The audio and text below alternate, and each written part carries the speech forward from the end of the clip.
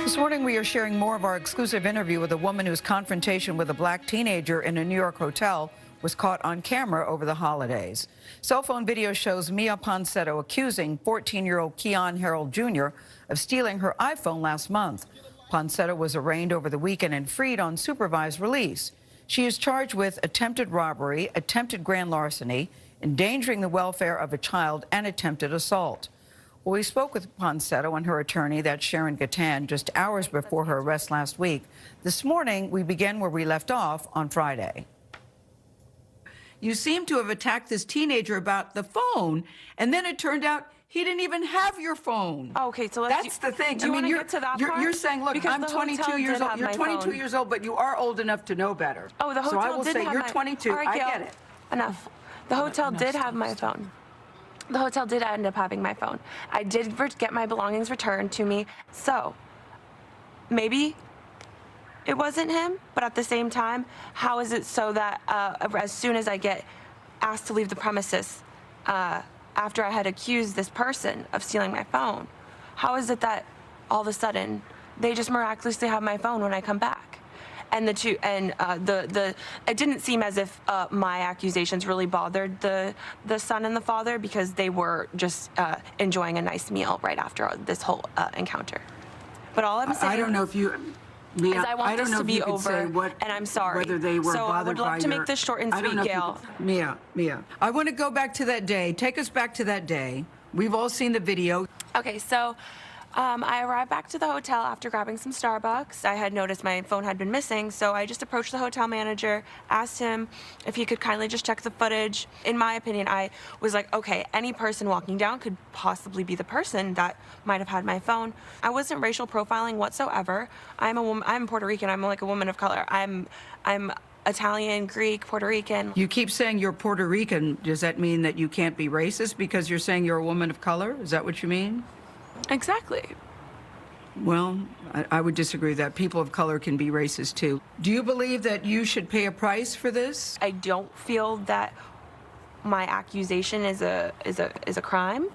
But it's more than the accusation. It's the way that you tackled him, it seems, on the videotape. What would you do differently? You said that you look at that tape and that's not who you are. I think I could have just asked the hotel manager. So, yes, I could have stepped aside, or the father and I. We immediately could have started just speaking at a lower tone, and probably that would have handled the whole situation a lot better.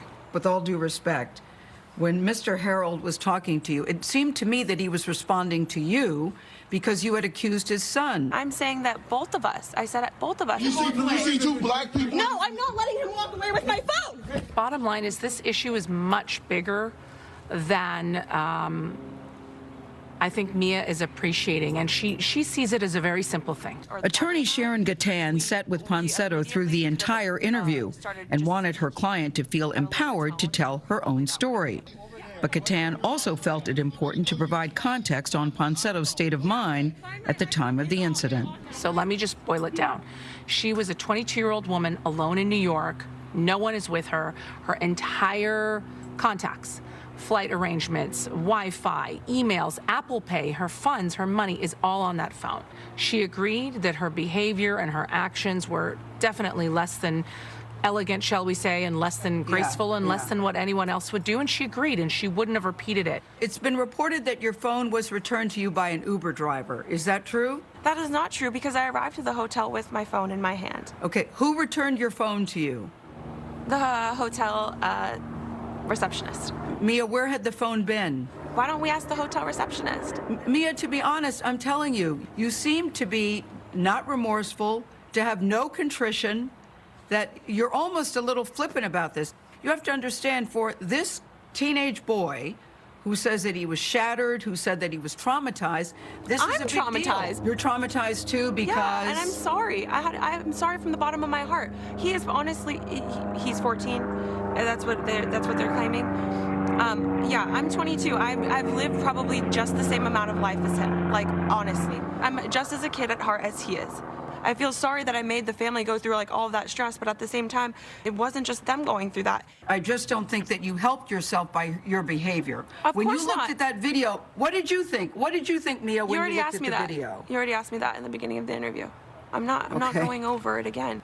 I would like to have a real interview with real questions and real heart and real sincere apologies. Let 2021 be the moment of healing. Seriously. All right, all right. What would you want an interview with real questions? What would you? I'll give you the floor. What would you like us to know, Miya?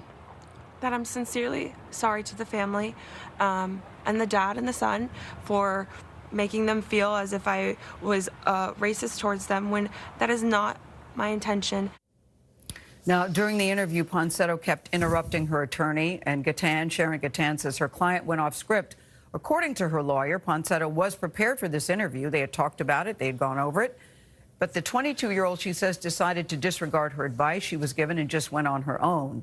Miya Ponsetto was due back in court in March. I really felt for the attorney. We cut out a lot of it because I think you already get a sense of Miya Ponsetto. But there was a very interesting exchange between the attorney and Miya at one point, and we just decided just to let it go. But the attorney says, look, she's concerned about her mental health and her well-being, and she, of course, wishes her well. And I could see why she is concerned. The attorney worked very, very hard to try to guide her client during the interview, and it just, you know, I think it's hard when you have a client that doesn't pay attention to what you're saying. I think that's very difficult. It's difficult to sit there in silence while your client essentially gets herself in trouble. And judging by the backlash over the weekend to the first part of your interview, it was not received well. Yeah, I'm not sure if Miya really understands the gravity of this situation yet. I'm still not convinced. Once she was arrested, I think she probably figured that out. But we're in the keep shoveling, the hole's getting deeper stage of things still here. Yes. Yeah. It's sort of open mouth, insert foot, and start sucking on those toes. It was a very tough situation.